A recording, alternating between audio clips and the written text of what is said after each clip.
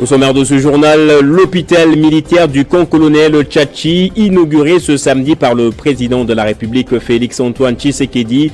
Il faisait partie du programme des 100 jours lancé en 2019. Et le professeur Kalele Kabila est le nouveau coordonnateur de la plateforme Lamouka. Martin Fayoulou n'a pas passé les flambeaux à Adolphe Muzito dont il avait constaté l'auto-exclusion. Et on fera le point dans ce journal de la situation politique dans le Sud Kivu. Réhabilité, Théo Ngouabidje peine encore à répondre exactement ses fonctions. La province tourne au ralenti. Que se passe-t-il exactement? Vous suivrez le décryptage de Jean-David Kilolo. Madame, Monsieur, bonsoir et bienvenue dans ce journal. Le chef de l'État a procédé ce samedi à l'inauguration du centre hospitalier du camp colonel Tchatchi. L'hôpital en question est destiné aux éléments de la garde républicaine, à leurs dépendants, mais également aux populations riveraines. C'est au début de son mandat que le chef de l'État avait formulé le vœu de réhabiliter les hôpitaux généraux de référence à travers le territoire national, dont notamment cet hôpital militaire. Le centre hospitalier du camp Tchatchi est enfin revêtu de sa nouvelle robe, près de 4 ans après le début de travaux de sa réhabilitation. Malgré la longue attente, les familles étaient nombreuses à saluer la présence du chef de l'État, revenu réaliser sa promesse. Avec la mise en œuvre de la couverture santé universelle, les soins offerts par cet hôpital seront accessibles à toutes les couches de la population.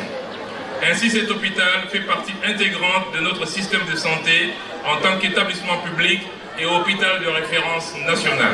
Le centre hospitalier reconstruit et inauguré par Félix Tshisekedi comprend des services tels que l'hémodialyse, l'imagerie médicale, un bloc opératoire, un laboratoire d'analyse, de chambres d'hospitalisation et un auditoire. Ce projet du programme de 100 jours a été réalisé par l'entreprise Safimex et a coûté quelques 6 millions de dollars au Trésor national, avait annoncé le BCECO. Chose promise à l'attention de tous les militaires réunis à la grande parade, à la date dite, chose réalisée.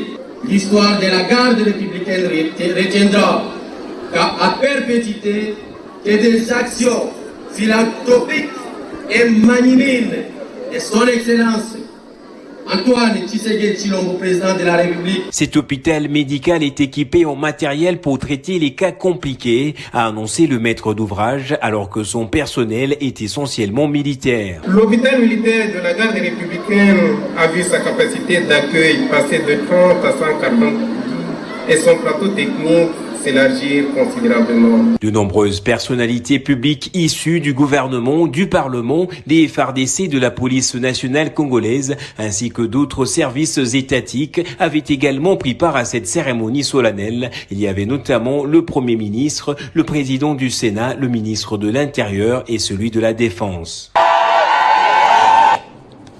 Il s'est tenu au Collège des hautes études des stratégies et de défense une journée d'échange sur le mentorat de la femme en uniforme. Les assises ont connu la participation de plusieurs catégories des femmes. La générale Justine Chéchi, point focal genre au sein des FARDC, parle ici d'une activité initiée dans le but de réveiller la conscience de la femme militaire. C'est une journée d'échange sur les mentorats de la femme en uniforme à travers la pensée stratégique et planification. La générale Justine Chéchi, point focal genre au sein des FARDC, parlait d'une activité initiée pour créer la forte attraction à la participation des femmes à l'intérêt général de l'État. Dire merci aux différents intervenants qui ont pu partager avec nous leurs connaissances, leurs expertises. Et je le dis, ils ont été à la hauteur. Merci à tous. Merci au CHEST pour le soutien. Merci à la MONUSCO aussi. Plusieurs autres catégories de femmes ont participé à ces grands rendez-vous. Marie-Claude Nkoulou, directrice des cabinets au mécanisme de suivi de l'accord cadre d'Addis Abeba, a salué la portée de ces assises. En fait, en tant que femme œuvrant dans une structure qui a reçu notamment comme mission d'accompagner notre pays dans la pacification, dans sa pacification à sa partie est du pays. Donc, vu que la journée a concerné les femmes œuvrant dans le secteur de sécurité, mon institution a également cette vocation. Se connaître soi-même et n'est pas se sous-estimer par rapport aux responsabilités assurées par l'homme dans la gestion de la chose publique, c'est parmi les matières traitées à fond dans ces assises. Et à qui profite l'instabilité au Sud Kivu alors que la Cour constitutionnelle a réhabilité le gouverneur Ngouabidje dans ses fonctions? L'intérimaire ne l'entend pas de cette oreille. Plusieurs jours déjà que le Conseil des ministres n'est toujours pas organisé. La province tourne au ralenti. En effet, Jean-David Kilolo décrypte la situation du Sud Kivu dans ce dossier de la rédaction. Après la décision de la Cour constitutionnelle réhabilitant Théo Ngouabidje, les flous persistent au Sud Kivu. Qui de Théo Ngouabidje et de Fiston Malago dirige la province du Sud Kivu? C'est la question qui mérite d'être posée. Et la crise qui s'installe au vu et au su de tous. Alors qu'il y a une décision judiciaire qui doit être respectée. Les arrêts de la Cour constitutionnelle sont exécutoires et susceptibles d'aucun recours. Pourquoi faire fi aux exigences de l'état de droit? Le vice-gouverneur Fiston Malago a convoqué un conseil des ministres à peine retourné de Kinshasa. Les membres du conseil des ministres ont séché, estimant qu'ils ne peuvent en aucun cas cautionner l'anarchie. Surtout que Théo Ngouabidje, réhabilité par la Cour constitutionnelle, est bel et bien présent dans la province du Sud Kivu. Pour eux, c'est inacceptable cette convocation des conseils des ministres par les gouverneurs intérimaires. Cependant, sur les 18 membres qui composent le gouvernement provincial du Sud Kivu, seuls 5 membres étaient présents, 2 de l'UNC, 1 de la FDC et 2 secrétaires adjoints. Pour rappel, cela fait plus de 45 jours sans qu'il y ait eu réunion de conseil de ministres dans la province du Sud Kivu. Les autorités nationales se voient interpellées. La réponse à cette situation s'avère urgente. Et le nouveau vice-premier ministre, ministre de l'Intérieur et Sécurité Peter Kazadi, fera vite d'imposer l'ordre dans la légalité. Car l'intérimaire ne peut aller au-delà de ses prérogatives et les exigences de l'état de droit s'imposent. Et vous l'avez suivi dans le sommaire, ils sont en froid depuis quelques jours. Maintenant, Martin Fayoulou et Adolphe Mouzito ne se sont pas passés les flambeaux comme tous les 3 mois. Le présidium de la coalition Lamouka a désormais un nouveau nom en remplacement du leader de Nouvel Élan dont l'auto-exclusion a été constatée. Il s'agit du professeur Kalele qui a pris les commandes lors d'une cérémonie de remise et reprise avec Martin Fayoulou. Le professeur était justement représenté. On écoute ici quelques propos de Martin Fayoulou choisis par Christian Kalonji. Lamouka est vigilant et demande à toutes les Congolaises et à tous les Congolais de demeurer eux aussi vigilants. Nous continuons d'exiger l'organisation des élections transparentes, impartiales et apaisées. Pour cela, nous avons besoin d'un fichier électoral crédible qui reflète la démographie de la population congolaise dans les 26 provinces du pays. Il est donc urgent, à ce stade, pour la CENI de poster dans son site internet le nombre et les noms d'enrôlés par circonscription et par province pour permettre un contrôle citoyen.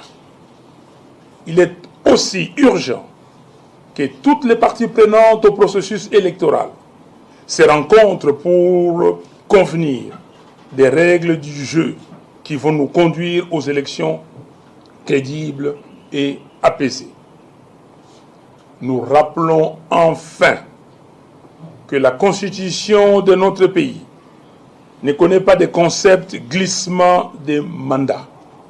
Par conséquent, M. Félix Tshisekedi doit partir le 23 janvier 2024 à minuit. Et la situation sociale et économique à Mouéka se détériore davantage. Le territoire de la province du Kasaï est presque à l'abandon. Les routes sont inexistantes et les quelques ponts routiers qui facilitaient le déplacement des populations lâchent l'un après l'autre. L'organisation de la société civile, la jeunesse consciente et collective de Mouéka a dans un communiqué tiré la sonnette d'alarme. La déclaration de la jeunesse consciente et collective de Mouéka, société civile. D'après nos enquêtes dans les territoires de Mouéka, nous avons constaté plusieurs antivaleurs dans certains coins. C'est ainsi que nous déplorons l'oubli de ces coins du pays, en raison que la route de Mouéka-Ilebo, Mouéka-Dekese, Mouéka-Luebo, Mouéka-Kananga et Mouéka-Chikapa, des routes stratégiques qui sont négligées par les pouvoirs publics. La mise d'une microbanque éviterait les retards dans le paiement des enseignants, des fonctionnaires de l'État et moins de corruption. Ce régime qui a de bonnes intentions doit écouter cette cloche. Il sied de signaler qu'il y a eu des affrontements entre les camps des élus de Mouéka. Il y a de cela un mois que la justice fasse son travail avec indépendance. Il y a eu l'effondrement du pont Toumina à Ilebo. Les trafics sont bloqués complètement. Nous, groupe de vigilance et société civile de Mouéka, nous dénonçons cette pratique constatée il y a de cela 2 mois à l'Iterland de Mouénédi. Certains de nos frères de Mouéka qui partaient à la formation militaire après avoir été recrutés. Mais de grave est que durant leur voyage, l'État n'a pas pris soin de ses enfants. Nous avons vu via des vidéos. Certains ont été jetés sous la locomotive. Plus de 10 enfants de Mouéka mis en sac et enterrés comme si ces derniers manquaient les familles. Voilà, les images sont là juste devant vous. Photos d'illustration. Nous condamnons avec toute dernière énergie cette manière de faire les choses. Et puis les partis politiques membres de l'Union sacrée de la nation dans la province de l'Équateur ont, à travers une déclaration politique, réitéré leur soutien à la plateforme et aux dirigeants provinciaux au regard des efforts fournis pour le maintien de la paix dans leur région. Ils ont tenu à l'issue de leur assemblée générale extraordinaire tenue ce samedi. Prosper Bonyoko est porte-parole de la structure. Remercions son Excellence Félix Antoine Tshisekedi Tshilombo, président de la République démocratique du Congo, pour la sortie du gouvernement Samadé. Et félicitons tous les warriors en général et plus particulièrement le notable Jean-Pierre Bemba, VPM à la défense nationale et ancien combattant. Et surtout aussi à son Excellence Marc Ekila, mini-État en charge des transports, voies de communication et des enclavements, et les exhortons tous à relever les défis et ne travailler que sous la vision du chef de l'État. Saluons la création et l'adoption de la charte de l'Union sacrée de la nation et sa signature par nos présidents nationaux des partis et regroupements politiques à Kinshasa, demandant au présidium et à la haute autorité de l'Union sacrée de la nation de se méfier aux usurpateurs et imposteurs qui font à ce jour des va-et-vient au bureau de Kinshasa pour s'imposer à nous diriger par défi. Mais par contre, souhaitons que la gestion des organes de l'Union sacrée Équateur soit confiée au gouverneur de province, son Excellence Bobo Boloko Bolumbu, et à l'honorable Marie-Josée Mollet Bomoboulou, présidente de l'Assemblée provinciale de l'Équateur. Réitérons tous notre soutien et indéfectible attachement à son Excellence Fachi Beton. Et dans le Katanga, grâce au député provincial Victor Ngoy Wangoy, le drapeau de l'Union pour les valeurs tshisekédistes va flotter dans le village Kakana. En marge de la clôture des activités liées au mois de la femme, plusieurs centaines d'habitants de la contrée se sont engagés à soutenir la vision du chef de l'État sous le label de l'UVT. Le village Kakana a connu une ambiance exceptionnelle dimanche 26 mars 2023.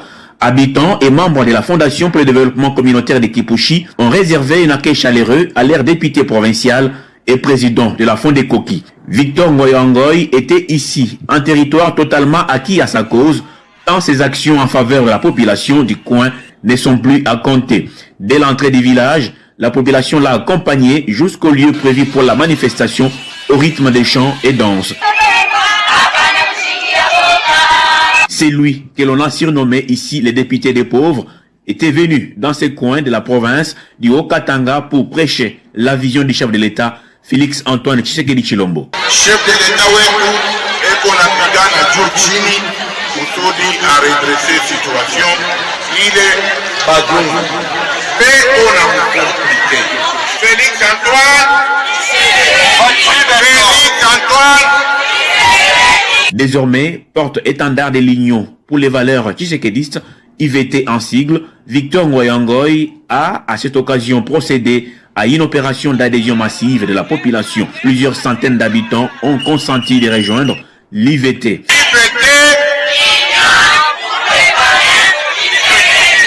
La manifestation s'est poursuivie jusqu'en début des soirées avec le partage des repas, danses et différentes activités récréatives.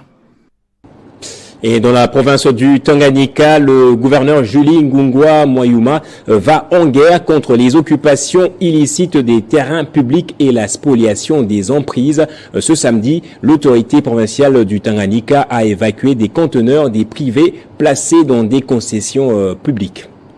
Dans les cadres politiques de proximité, les gouvernants de la province du Tanganyika, Julie Ngungwa Mwayuma, qu'accompagnaient les membres du Conseil provincial de sécurité et les services techniques, a effectué une descente ce samedi 8 avril 2023 sur différents sites censés abriter les institutions de l'État à ce jour spoliés par des personnes mal intentionnées. Julie Ngungwa Mwayuma a fait son premier escale à Lukwangulo sur le terrain de l'université de Kalemi, très consterné de voir cet endroit envahi par des particuliers. Julie Ngungwa Mwayuma a donné une mise en garde à tout celui qui va oser toucher un seul millimètre de la parcelle de l'université de Kalemi et promet des sanctions sévères aux récidivistes. Après Lukwangulo, l'autorité provinciale a poursuivi sa tournée sur un autre site où un particulier s'est dans l'irrégularité tapé une étendue de 3 km² sur un terrain bien destiné à abriter les institutions publiques. Sur place, l'autorité provinciale a ordonné l'évacuation des conteneurs qui y étaient posés. On a constaté qu'il y a un certain opérateur économique, M. Medo, qui s'est tapé sur la poitrine, qu'il avait 3 km dans la concession des institutions et sans documents, sans droit. Et nous avons pris la décision avec mon conseil de sécurité pour venir enlever ces conteneurs qu'il avait placés sur la concession des institutions. Et nous mettons en garde cette population qui se procure des terres dans cette concession sans document. Nous finirons par démolir les actes qui sont en train de poser dans cette concession. À l'issue des tournées, les gouvernants de la province du Tanganyika a lancé un message fort sur le respect des normes cadastrales pour éviter de tomber dans les problèmes d'irrégularité. Et on va terminer à Chopo. Isaac Bompeto, c'est ton relais à Kisangani vendredi au centre d'enrôlement basé à l'ISP Kisangani. L'homme politique a par ailleurs déploré l'état désastreux de la ville. Rufus Lukanga.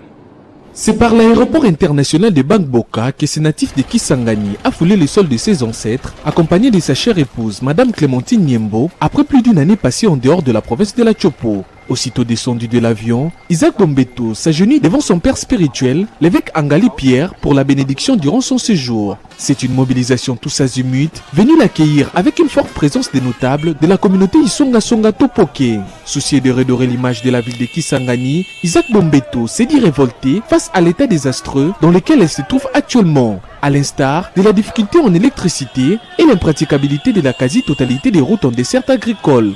Après avoir obtenu sa carte d'électeur, Isaac Bombeto, fils du terroir, très enthousiasmé, est allé s'adresser à ses frères et sœurs à l'esplanade de la Poste.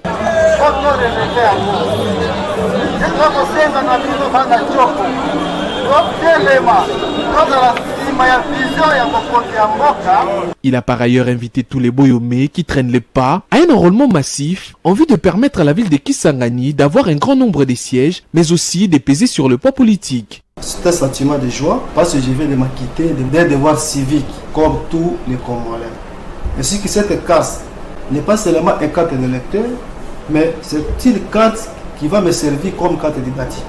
Nous lançons cet appel pour que la population sa rôle massivement afin que nous ayons plusieurs places. Isaac Bombeto s'est dit prêt à apporter sa pierre de contribution pour soutenir la vision du chef de l'État, celle du développement à la base des 145 territoires. Le rappel des titres à présent. L'hôpital militaire du camp colonel Tchachi, inauguré ce samedi par le président de la République. Il faisait partie du programme de son jour lancé en 2019. Et le professeur Kalele Kabila est le nouveau coordonnateur de la plateforme Lamouka. Martin Fayoulou n'a pas passé les flambeaux à Adolphe Mouzito dont il avait constaté l'auto-exclusion. Et on a fait dans ce journal le point de la situation politique dans le Sud Kivu. Réhabilité, Théo Ngouabidje peine à reprendre pleinement ses fonctions. La province tourne au ralenti à cause d'un bras de fer entre l'intérimaire et Théo Ngouabidje. Et c'est par ici que se referme ce journal. Merci à vous tous de l'avoir suivi. L'actualité reste en continu sur votre chaîne.